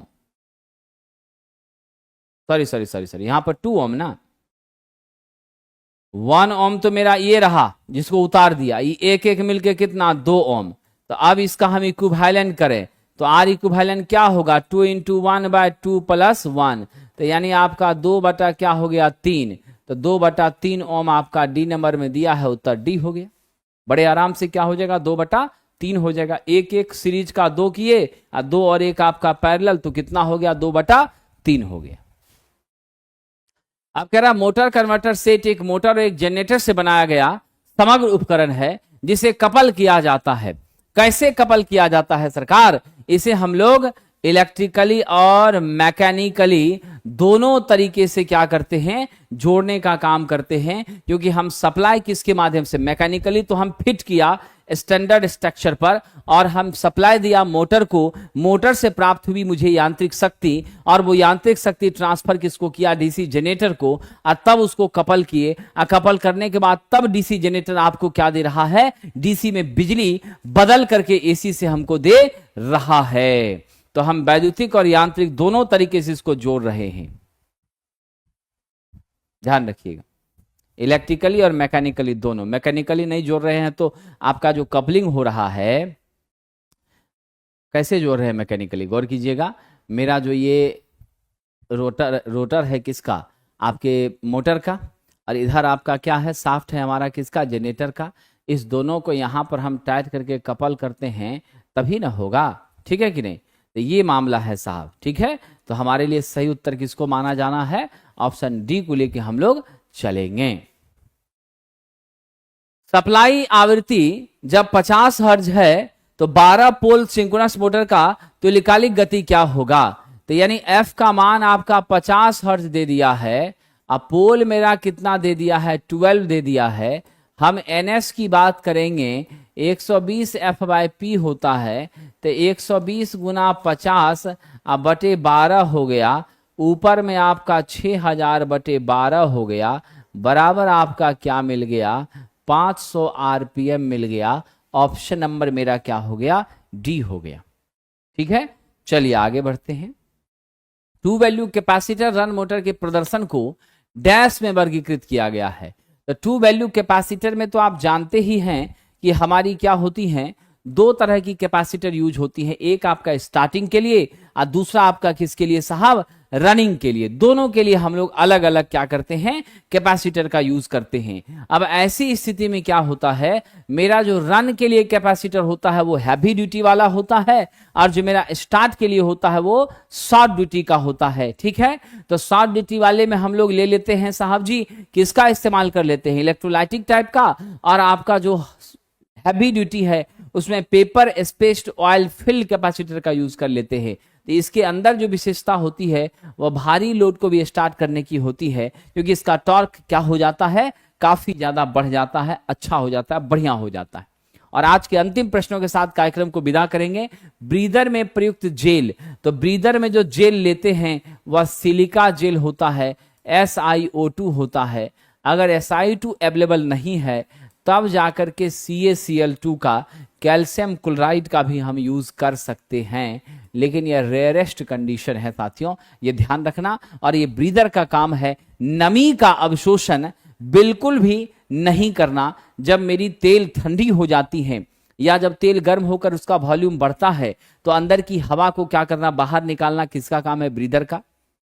और जब तेल हमारी ठंडी हो जाए तब फिर नीचे की ओर बैठने लगे तो खाली जगह में हवा पहुंचाने का काम किसका, ब्रीदर का। तो हमारी हवा जो अंदर प्रवेश करे उस हवा में नमी बिल्कुल ना हो, तभी उस नमी को हटाने के लिए, क्योंकि नमी रहेगी तो डाइलेक्ट्रिक स्ट्रेंथ मेरा कमजोर हो जाएगा, उस नमी को हटाने के लिए हम मॉइस्चर को एब्जॉर्ब करने के लिए, मॉइस्चर लेस बनाने के लिए उस एयर को हम इस्तेमाल सिलिका जेल का करते हैं।